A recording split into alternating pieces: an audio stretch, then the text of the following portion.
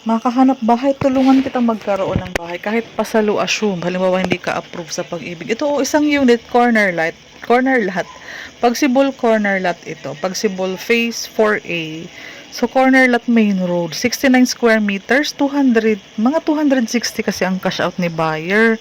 10,000 months paid na. Mga 7,000 ang monthly amortization. Total contract price nito, 1 million. Ayan po, semi-complete na ang deliverable nito. Mas malaki ka ng kaunti sa regular 54 square meters, 69 square meters ang lote mo. Ito pag nagkabayaran tayo with the buyer, ay with the owner, pwede mo nang makuha ang susi, notaryo, and all. Pwede mo nang ipa-renovate muna bago mo lipatan. Ayan, o 260 po ang last price ni owner. Assume balance. Malaki ang harapan, ang gilid, saka pati yung parting kusina. Main road, dalawang intersection ng kalsada, sakop mo. Ayan siya. Maganda corner, again, 54 square meters ang regular inner. Ito po, ang katabi mo is yung kalsada. Corner ka po.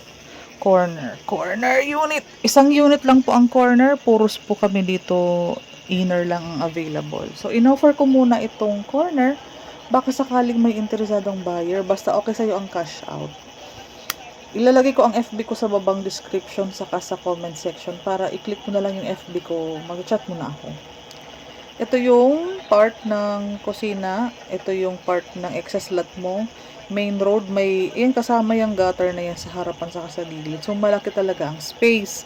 Pag sinarado mo kasi dito ang garahe mo, pwede kang mag-backdoor gate, social, di ba? Yung gilid mo, yung likod mo, pwede kang magkaroon ng gate sa likod sa kusina, kung saan nilalabas ang mga basura, and etc.